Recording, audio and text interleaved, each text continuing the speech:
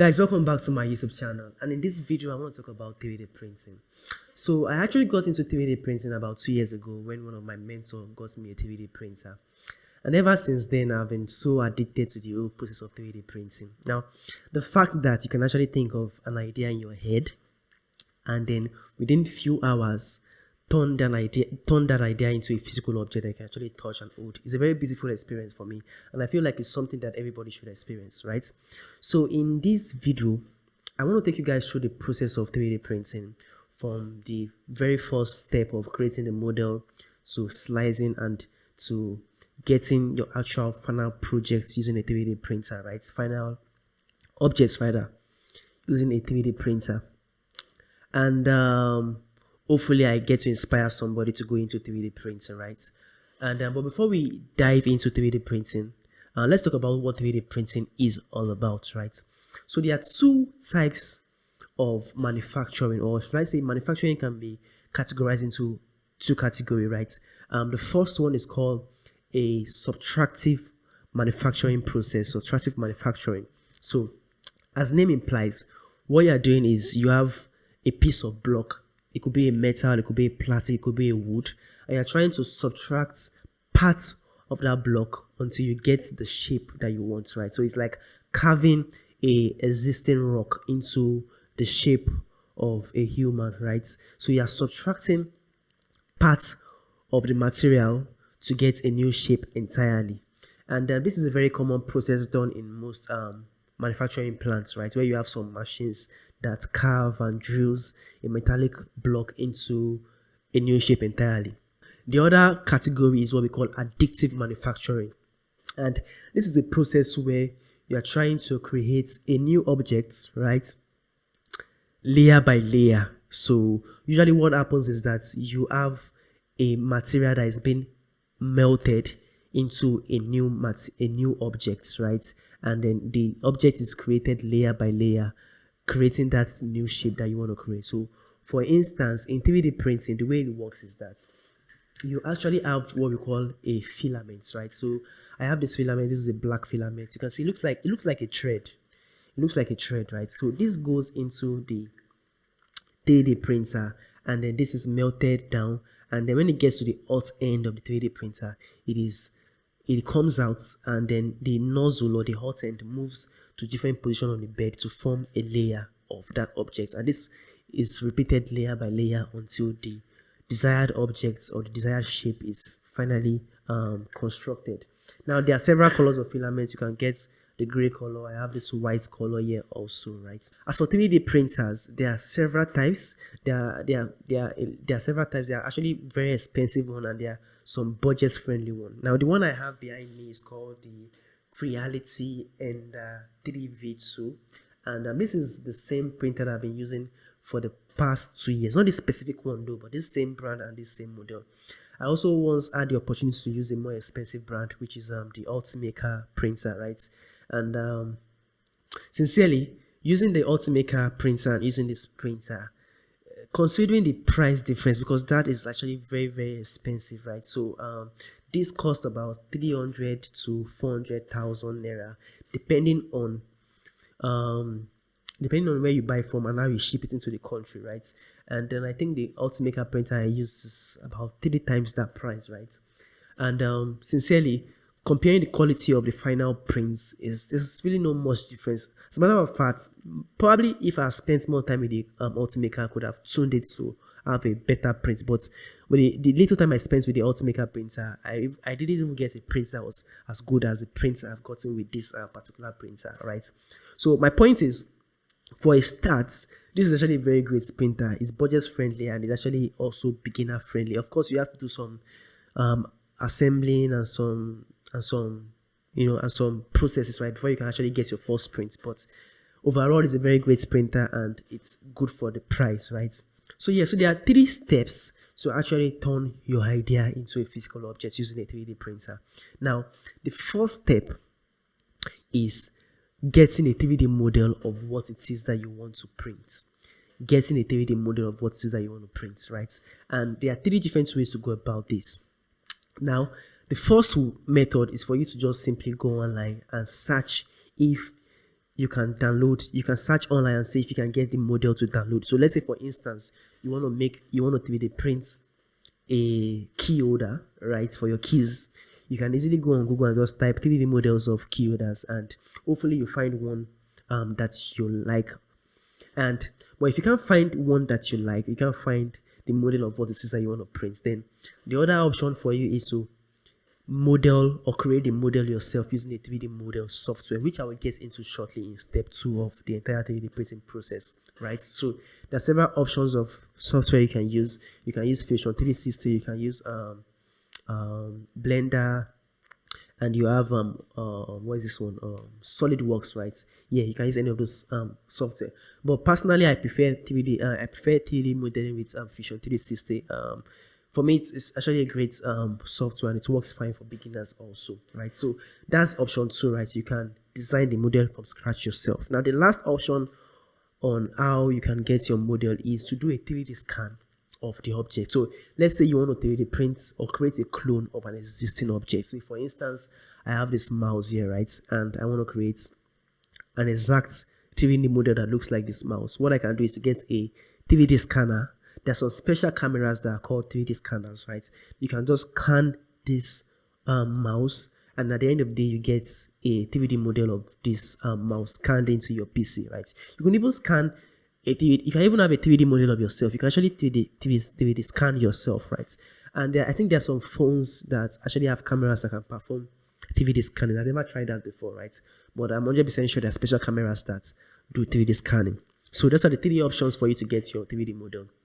You download from the internet, you create one using a 3D model software, or you 3D scan the object if it's an existing object. Now the method I'm using in this video is creating my own model from scratch, right? So I want to do something really, really easy just for demonstration purpose. And what I want to do, what I'm thinking of right now is to create a 3D model of a nut and bolt, right? I feel this is like a perfect model to demonstrate 3D printing, to show you how accurate 3D printing can be. So if you can actually design a nut and a bolt, and if you can actually get this nut and bolt to screw into themselves, it shows how accurate 3D printing is, right? That it's actually able to create the thread for both the nut and the bolt. So that's the reason why I have chosen this particular model. So let's move to step 2, which is creating the model. Alright, so this is what Fusion 360 looks like when you download and start it up, right? So you can get a free version of Fusion 360 for the students version or the hobbyist version, right? And the download process is quite straightforward. Just go on Google and type download Fusion 360. Now quickly, like I said, what I want to do now is I want to create a model of a nut and a bolt, and I want to show you guys how easy it is to do that on Fusion 360. Now, so the first thing we want to do is to go to assemble here and then create new components. So I'm going to call this component, let's start with the nuts, right? I'm going to call this the nut. And what I'm going to do is I'm going to create a sketch. Click on this to create a sketch, and I'm going to select the bottom plane. Okay, so I'm going to draw a cycle. Now let's consider dimension, right? So how large do we want the nuts to be? So I'm thinking of, let me see if I can get a ruler here.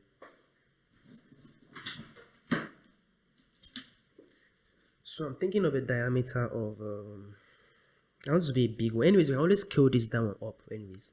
So I'm thinking of a diameter of 2 centimeters, which should be 20 mm. So let's try 20 mm, right? And that will be the outer diameter of the nut. So let's draw another cycle to represent the inner diameter of the nut. So I want to make this 10 mm, which is going to be half of the 20 mm. And yeah, this makes sense.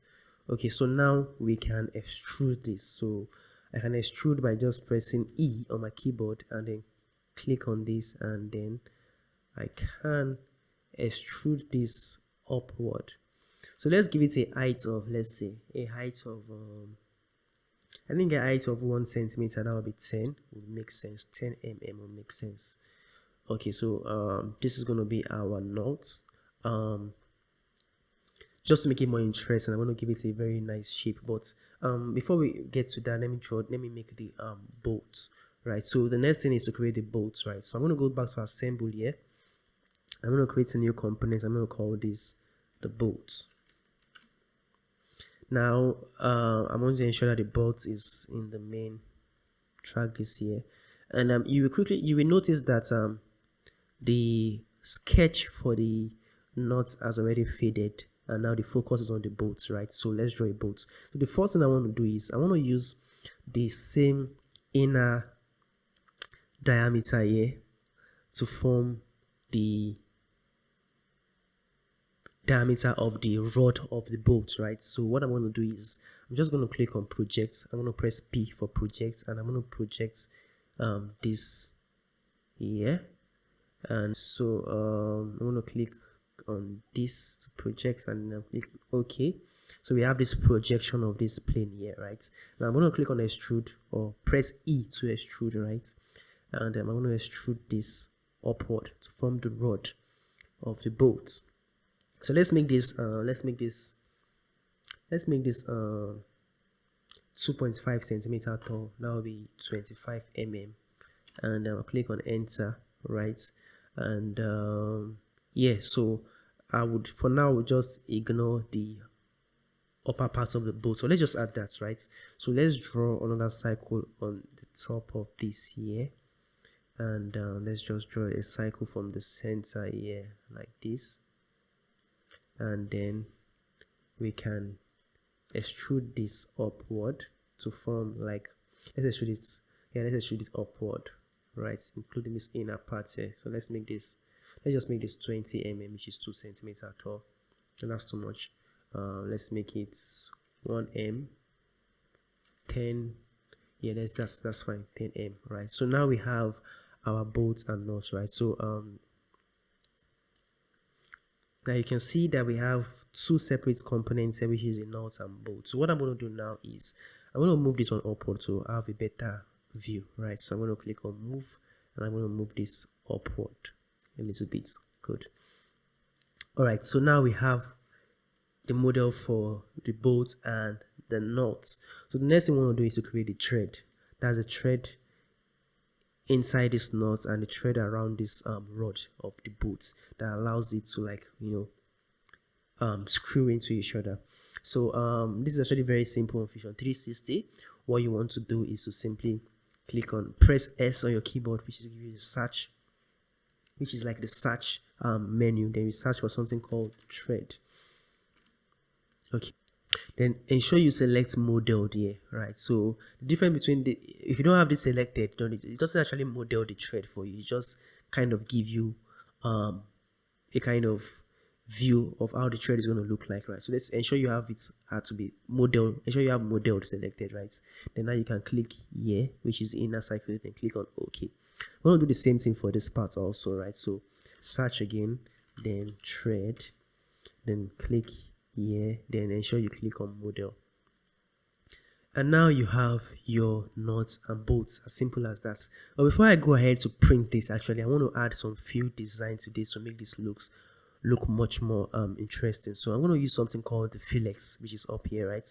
I'm going to add a fillet to the edges of this nuts here. So let's just do it this way, and then let's do this. Let's click on OK here, and then let's do the same thing for the bottom here, and then drag this upward. So this has a better shape now. This is a very interesting shape, as you can see here. So I'm going to repeat the same thing for the top part of this bolt. So click on fillet, click on the edge here, then drag it downward just a little bit like this. Let's do it like this. I think this would make sense like this, right? Let's click on OK, and then let's do the same thing at the bottom here. Yeah. So now we have a very nice shape, and I think this is very fine. Now we can actually proceed to 3D print this. Now this is the end of step 2, which is 3D modeling. So the next step is for us to export this model into a different software, which is what we call a slicer software. Now the slicer I'm going to be using is the Ultimaker Cura slicer software. But before we do that, we need to export this model into an STL object. So how do we go about that? It's as simple as just right clicking on the object here and then click on save as mesh. And then here ensure you have your format set to STL, and then every other thing can stay the same way. Then click on OK. Then Fusion is going to ask you where you want to export this to. So I'm going to export this to my desktop and then just call this notes.stl and then save. And I'm going to do the same thing for the bolt also, right? So right click on the bolts, save as mesh, then STL, OK, and then save this on desktop also as bolts.stl, then save. And that's all. So now we can actually quit this Fusion 3D model software, 3D system model software. Alright, so when you open the software for the first time, you won't actually get a screen like this. You're going to get a screen that says you should select the kind of printer you are using, and the interface for that is quite straightforward, right? Just search for the printer. It has a list of printers, right? Search for your particular printer. In my own case, I'm using a Ender V2 printer from Creality, right? So I'm just going to select that, right? As you can see, it actually displays Creality Ender 3 printer here. So you actually might not find an Ender 3 V2 in the option, but you're going to find a Creality Ender 3, right? So I have that selected, and also ensure that you have the nozzle to be the size of the nozzle on your printer. Mine is 0.4 mm. Now remember, we exported our models, so we need to import those models into the software, right? So we're going to go to File. I'm going to click on Open Files, and then I'm going to go to our desktop and select that nuts and bolts. So this is a bolt here, and then let's look for the nuts. This is a nuts here. So select both of them and click on Open. Now, as you can see, we have the models imported right into the Cora software. Now, this rectangular thing you are seeing here is actually a representation of the printer. So this shows you like how big the bed of the printer is. So the bed of the printer is basically the platform where you print on, right? So I can scale these objects here, or these models here, to any size that I want, right? So to scale the objects, you have the scale option here, right? So I'm going to click on this scale here, and then I'm going to scale to, let's say, 150 on every axis. So 150, 150, 150, and yeah, that makes sense. And then I'm going to do the same thing for the bolts, right? So I'm going to do 150 here also. Okay, so I think this is big enough. And one more thing you need to do is to ensure that you have these things in the right position. So it doesn't actually make sense to print this like this for two different reasons. As you can see, that there's some kind of intersection between these two guys here. So if you print this way, then you're going to have a conjoined model, a conjoined object. So you have to like space them out, right? So I simply space them out by moving this here to the front a little bit. So let's just take it to the side here, and then let's bring this one also forward here. Now, one more thing you need to do is, it doesn't also make sense to print this bolt standing up like this, right? So because of the problem you're going to have with this is, when you get to this point of the printing, then you're going to have this printed on the hair, right? So to make this much more, to make this a neater print, I'm going to turn this upside down, right? So I'm going to click on this rotate here. I'm going to click on this, and I'm going to select this. Yeah, so now I have the print upside down, which makes sense this way. You have a much more neater print this way. So alright, so this is all you have to do in the Cora software. And or you can actually select, you can leave the default menu here, right? But if you want to change the quality of the print, right, you have the super quality, you have the dynamic quality, you have the standard. I'm going to use the standard, right? This is going to take lesser time to print. And I'm going to leave every other thing here as the default settings, right? And yeah, so the next thing you want to do is to click on slice. So when you click on slice, what the software does is it slices these models into layers, because the printing is going to be done layer by layer. I'm going to show you the simulation of that shortly, right? So I'm going to click on slice, and when you click on slice, it's going to also tell you the time it's going to take to print this. So it's telling me that this is going to take a printing time of 1 hour 41 minutes, which makes sense, right? And also says that it's going to use 11 gram of filament. All right, so I'm going to save this to my desktop, right? I'm going to call this I'm just going to call it print notes, right? I'm going to save this as a G-code file. So a G-code file is let me save this on my desktop first. Save, right? A G-code file is the exact file type that your printer needs in order for you to print, right?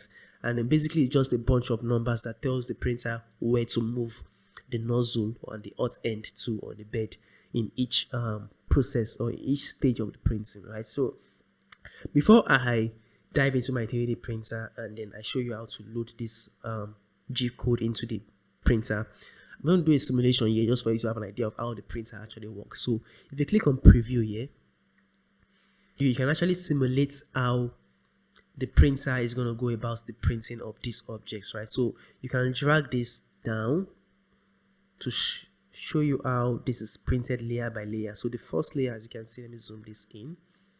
As you can see here, it's going to be printed layer by layer, just like this, right?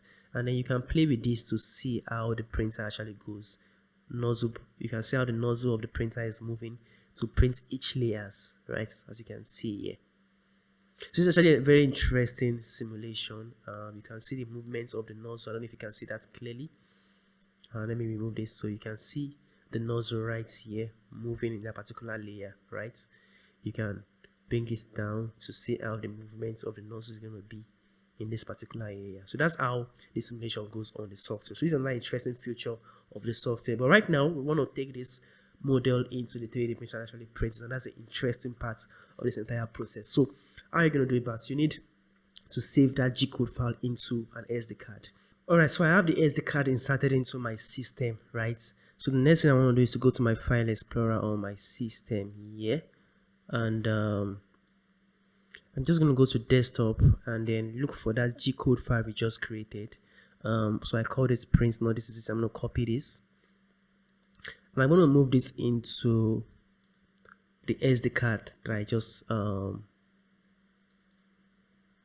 so for some reason the SD card is not showing, and so let's say I think I have it inserted wrongly.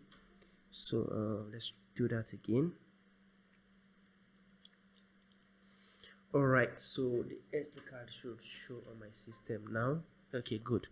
So now I'm going to paste that into the SD card here. Alright, so I have this called printnote.g code. And then now we can move to step 3 of the whole 3D printing process, which is the actual 3D printing. So I'm just going to remove the SD card from my system and then move to my printer. Alright guys, so currently at the 3D printer now, and I have my SD card here with me, and I have everything set up. All I need to do is just to insert the memory card into the 3D printer. So remember, I have my G code inside this memory card, right? Or this SD card. So I have my filaments connected, as you can see, and everything is properly set up. Now, this process varies depending on the printer you're using. For my printer, all I have to do is just to insert the SD card inside the 3D printer like this, and I can go down to the screen here. So on the screen for the Creality Ender 3D V2, you have the knob that you can rotate, which will allow you to go to different menus in the home screen here. But what we want to do is to click on print by clicking on the knob and then rotating and selecting the print note. That is the name of the G-code file that was sent to the SD card, and then just click on that and your printing begins.